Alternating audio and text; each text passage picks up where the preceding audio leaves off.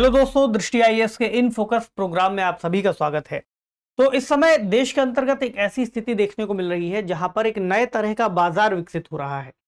हमें एक बहस तो काफी लंबे समय से देखने को मिलती ही रही है देश में कि क्या शाकाहार करना बेहतर विकल्प है या फिर मांसाहार भोजन करना बेहतर विकल्प है। यहाँ पर नैतिक क्या है, अनैतिक क्या है, कई सारे इस तरह के प्रश्न हमें देखने को मिलते हैं।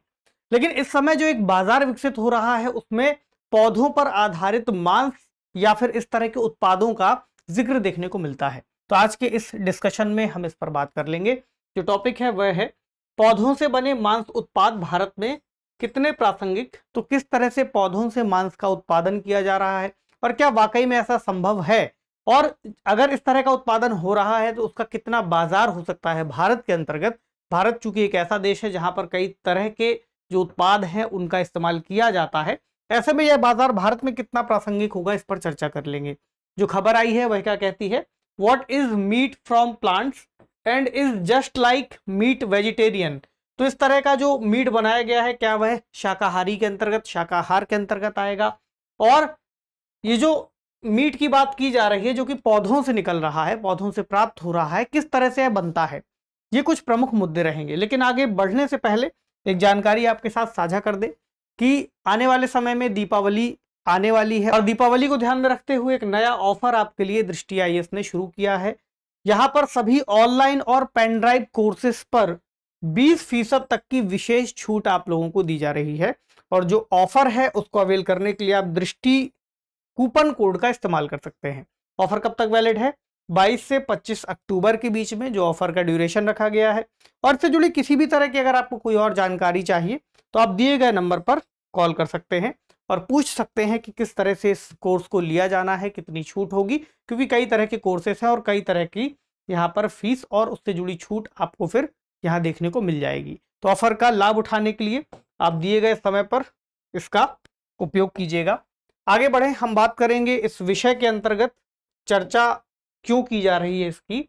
जो प्लांट बेस्ड मीट है, पौधों पर आधारित मीट है, वह किस तरह से बनाया जाता है इसको देखेंगे। इससे जुड़ी जो इंडस्ट्री है वह कितनी बड़ी है और उद्योग कितना बड़ा होने के साथ भारत में क्या संभावनाएं हैं, भारत में इस तरह के उद्योग के विकसित होने के अलावा जिसकी स्वीकार्यता है वह किस स्तर तक जा सकती है, इसको भी देखेंगे।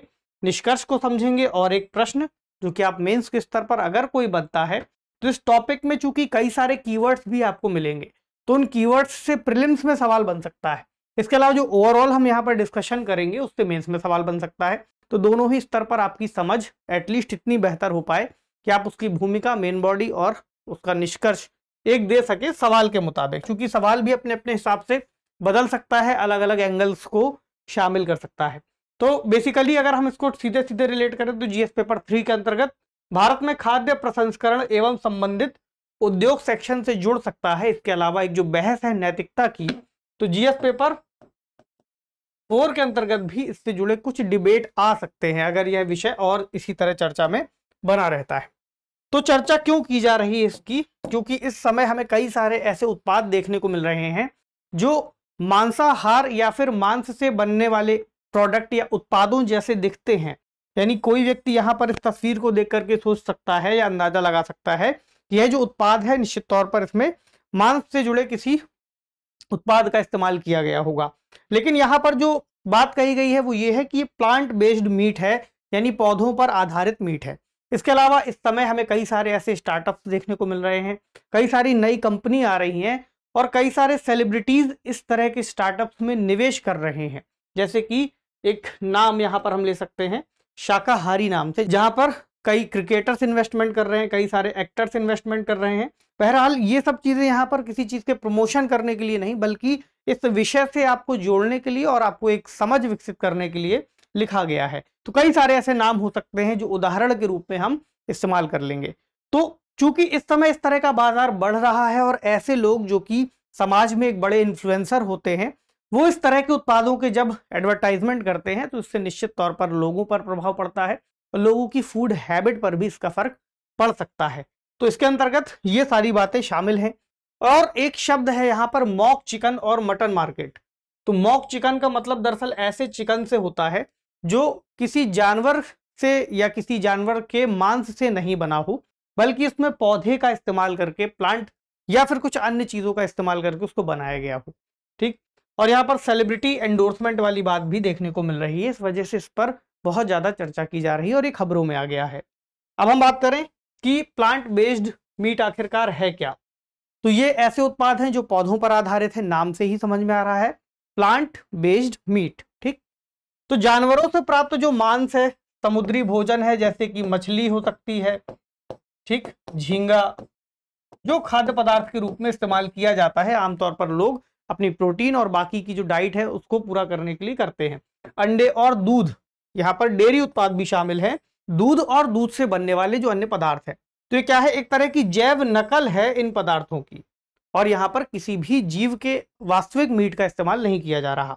तो ये देखने में वैसे लग सकते हैं कि वाकई में यहाँ पर किसी मांसाहारी उत्पाद है, स्वाद में ऐसे लग सकते हैं और गंध में, यानी इनको इस तरह से बनाया जाता है कि एकदम देखने में, खाने में, सब में मांसाहार की तरह ही लगते हैं, उसी मांस की तरह लगते हैं। कैसे बनते हैं इसको समझ लें। तो एक तरह की जैव रासायनिक समानता मौजूद है किसमें, पौधों में और जानवरों के मांस में। किस तरह से, जानवरों के मांस में भी पौधों की तरह ही प्रोटीन, वसा, विटामिन, खनिज और पानी मौजूद होता है। इस वजह से ऐसा देखा गया है कि इनकी नकल कर पाना थोड़ा सा आसान है। तो मैकेनिकल प्रोसेस हो सकता है, रासायनिक हो सकता है, या जैविक उपचार यानी ट्रीटमेंट के जरिए इसका निर्माण किया जाता है, और इस प्रक्रिया में कई सारी चीजों का इस्तेमाल करते हुए फिर वैसा ही उसका टेक्सचर, देखने में वैसा, स्वाद में वैसा, गंध में वैसा बना देते हैं। लेकिन इसमें क्या इतना आसान है इसको बनाना? नहीं, कुछ चुनौतियां भी हैं, क्योंकि मांसपेशियों के जो टिश्यूज हैं, किसी, अगर आप मांस की बात करें, वो किसी का भी हो सकता है, बफेलो का हो सकता है, भैंस का, बकरे का, मुर्गे का, इसमें टेक्सचर में थोड़ा सा डिफरेंट है, इसलिए उसमें खाने में उसको थोड़ा सा अलग तरह का स्वाद आता है। तो इससे जुड़े जो प्रोटीन है टिश्यूज से जुड़े, वो इस तरह से डिजाइन रहते हैं, इस तरह से स्ट्रक्चर्ड रहते हैं कि अलग अलग जीव में, अलग अलग पशु में उनकी बनावट अलग अलग हो, और जिससे उनकी जो अलग अलग तरह से खाने में या देखने में लग सकते हैं वो मौजूद रहते हैं। तो पौधों पर जो आधारित है, मटन, समोसा, कबाब, या फिर जो भी पौधों से बनाया जाने वाला सामग्री होगी, उसमें थोड़ा सा अंतर दिखाई देगा, क्योंकि ये सरल बनावट के होंगे। यहाँ पर जो बनावट है किसी भी जीव के अंतर्गत जो मांस है वो कॉम्प्लेक्स बनावट में है, लेकिन यहाँ पर सरल बनावट है, तो यहाँ पर थोड़ा सा डिफरेंस है इनके बीच में। ठीक, तो पौधे आधारित जो डेयरी उत्पाद है उसमें कौन कौन से हैं, जैसे अगर दूध की बात करें तो दूध कैसे बन रहा है, जैसे जई, बादाम, सोयाबीन, नारियल और चावल का इस्तेमाल करके दूध का निर्माण भी किया जा रहा है। दूध एक डेयरी उत्पाद है, और पौधों से बनने वाले जो इस तरह की चीजें, इससे भी दूध का निर्माण किया जा सकता है, और ये भी किया जा रहा है। अब एक दूध का अगर हम एग्जाम्पल ले तो ओट मिल्क आता है यहाँ पर, जो कि स्वाद में और बनावट में दूध के सबसे ज्यादा नजदीक है, उसी तरह का गाढ़ा है, उतना ही क्रीम उसमें निकल रही है। और ओट्स की जो खासियत यहाँ पर देखी गई है वो ये है कि इसको जब भिगो देते हैं तो चावल की तुलना में ज्यादा पानी ये अवशोषित कर सकता है। यहाँ पर अगर आपको इस बात को लिखने में कोई एग्जाम्पल देना हो तो आप ओट मिल्क का एग्जाम्पल दे सकते हैं। अब इस इंडस्ट्री का आकार कितना बड़ा है इस बात को समझ लें। तो अमेरिका में पौधे आधारित जो पशु उत्पाद हैं, पशु उत्पाद के एक तरह से विकल्प हम कह सकते हैं, क्योंकि ये रियल मीट तो है नहीं, तो विकल्प है। तो इसकी जो रिटेल सेलिंग होती है, रिटेल खुदरा बिक्री होती है, वो 2021 में 7.4 अरब डॉलर का मार्केट था। बेसिकली हम ये भी देखेंगे कि ये यूएस मार्केट यानी अमेरिकी बाजार या फिर जो यूरोप के बाजार है वहां पर इनकी जो मांग है वो ज्यादा है, खपत ज्यादा है।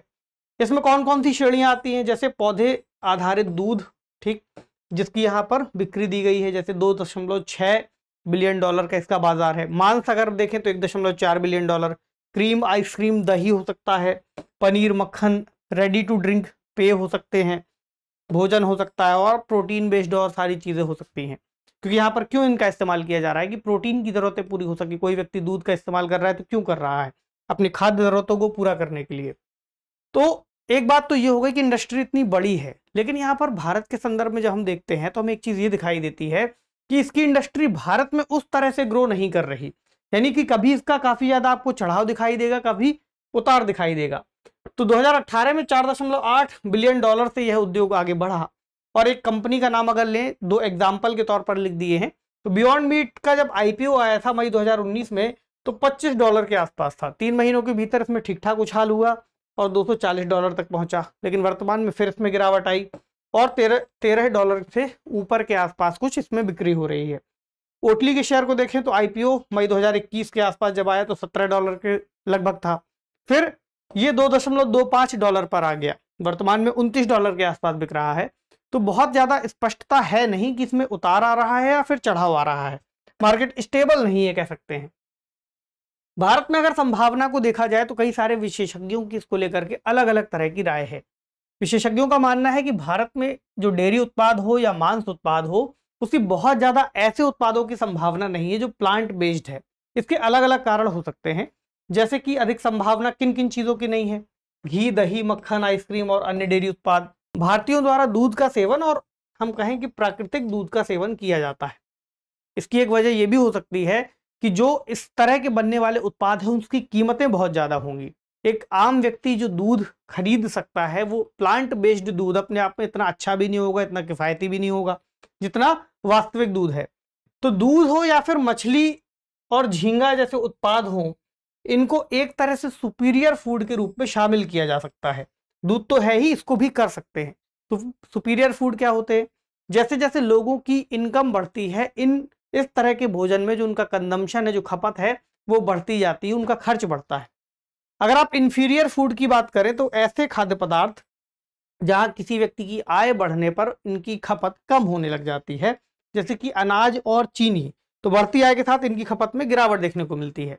एक आंकड़ा देखें अगर हम भारत में कि दूध उत्पाद और मीट या फिश की बात, उसका कितना परसेंटेज जो शेयर है वो खाद्य के उपभोग में आता है। यहाँ पर हमें दिखाई देगा, यहाँ लिखा हुआ है फ्रैक्टाइल क्लास। फ्रैक्टाइल क्लास का मतलब निम्नतम व्यक्तियों से लेकर के उच्चतम व्यक्ति जो इनकम के मामले में है। तो अगर हम कहें कि निम्नतम 5% लोग, तो वो आते हैं फर्टाइल 1 में। तो दूध और जो डेयरी उत्पाद है उसका आंकड़ा यहाँ दिया है, जैसे ये है ग्रामीण का, ये है शहरी का। 5.59%, यहाँ पर 9.15%। मीट और फिश का देखेंगे ग्रामीण और शहरी में, तो आपको दिखाई देगा 3.80 और 4.86। अब ये बढ़ता जाएगा, अगला 5%, ठीक, उसके बाद अगला 5 से, या हम कहें 10 से 20%, 10 से 20%, फिर आगे बढ़ते हुए यहां पर आपको दिखाई देगा टॉप 5%, यानी शीर्ष वो लोग जो जिनकी इनकम सबसे ज्यादा है, शीर्ष 5% लोग जब आप इस क्लास में देखेंगे तो उनका कंजम्पशन इन उत्पादों पर बढ़ जाएगा, यहां भी बढ़ जाएगा और यहां भी बढ़ जाएगा। हालांकि मीट वाले में थोड़ा सा अंतर आता है, लेकिन जो दुग्ध वाला है उसमें सीधे सीधे आपको दिखाई देगा। तो इतना अंतर आपको जब दिख रहा है, इसका मतलब क्या हुआ? इसका मतलब ये हुआ जो खपत है वो उस तरह से नहीं जा रही। इन उत्पादों पर जो व्यक्ति खर्च करेगा वो केवल वो हो सकता है जो टॉप लेवल पर आता है, टॉप 1% पर आता है, और ऐसे भी निष्कर्ष अभी निकल करके आएंगे।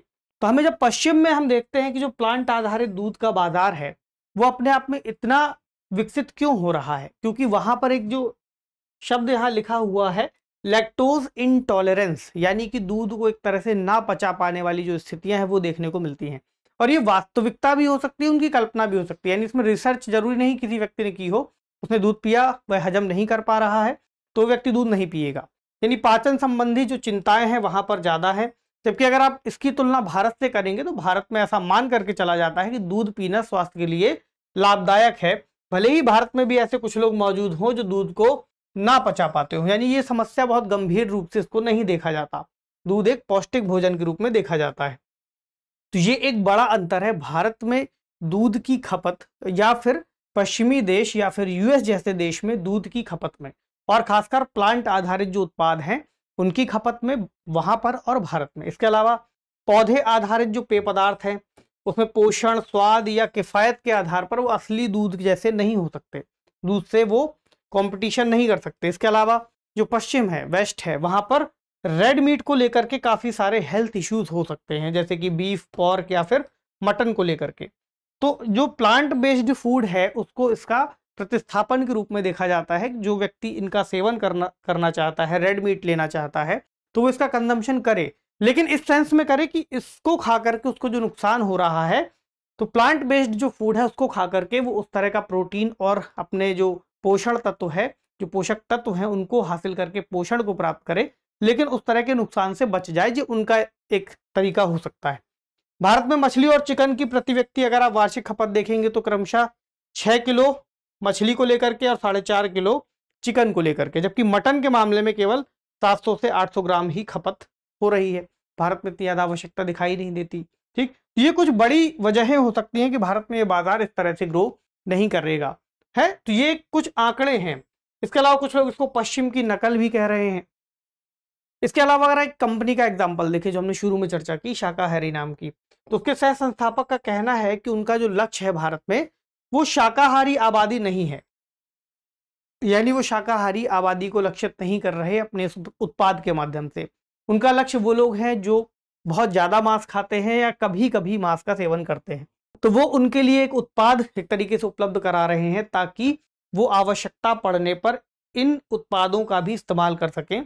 और जो उत्पाद हैं वहां पर शाकाहारी या वेजिटेरियन के रूप में उन्होंने वर्गीकृत भी नहीं किया हुआ है। बहरहाल ये एक बहस हो सकती है इस मामले को लेकर के कि क्या वाकई में अब ये जो उत्पाद इन्होंने बनाए हैं ये शाकाहार में आएंगे या फिर मांसाहार में आएंगे। तो फिर से ये डिबेट उसी तरफ चली जाएगी जिसकी हमने शुरुआत में चर्चा की थी। बहरहाल अगर इसका प्रासंगिकता के आधार पर हम निष्कर्ष निकालें तो प्लांट आधारित जो मांस है उसके लिए कहा गया है कि शीर्ष 1% लोग ही इसका कंजम्पशन या इसका उपभोग कर सकते हैं, और ऐसा एनालिसिस आने वाले समय में हमें देखने को मिल सकता है। बहरहाल इस टॉपिक की क्या प्रासंगिकता थी, इसकी प्रासंगिकता इस सेंस में दिखाई देती है कि भारत में अगर ऐसा कोई बाजार विकसित हो रहा है तो उसकी कितनी संभावना है। ये हमसे सवाल पूछा जा सकता है यूपीएससी में या फिर किसी अन्य एग्जाम में, जहां पर यदि किसी एग्जामिनर का या फिर किसी पेपर सेट करने वाले का माइंड या फिर उसका ध्यान इस ओर जाता है तो निश्चित तौर पर इससे सवाल बनाया जा सकता है। इंटरव्यू में भी ऐसा कोई प्रश्न पूछा जा सकता है। तो एक प्रश्न हम ले लें जो कि मेंस से संबंधित है। इसमें लिखा हुआ है कि क्या आप सहमत हैं कि आने वाले कुछ वर्षों में भारत का मांस बाजार पौधों पर आधारित मांस बाजार में तब्दील हो जाएगा और भारतीय डेयरी उत्पादों की प्रासंगिकता भी समाप्त हो जाएगी? अपने उत्तर के पक्ष में तर्क प्रस्तुत कीजिए। तो यहाँ पर एकदम स्पष्ट रूप से जो स्टेटमेंट है आप पढ़ सकते हैं कि इसमें क्लियरली वो बात कह रहा है कि बाजार में तब्दील हो जाएगा, प्रासंगिकता समाप्त हो जाएगी। तो अब ये आपके ऊपर है कि आप अपना जो उत्तर इसके पक्ष में देते हैं या विपक्ष में देते हैं। बहरहाल आपको अपना तर्क देना होगा। ठीक है, तो आप इसको 150 से 250 शब्दों में लिखने का अभ्यास कर सकते हैं। हमें बताइएगा कि ये सेशन आपको कैसा लगा। आपसे मिलेंगे अगले सेशन में किसी अन्य महत्वपूर्ण विषय के साथ। तब तक पढ़ते रहिए, ख्याल रखिए, शुक्रिया।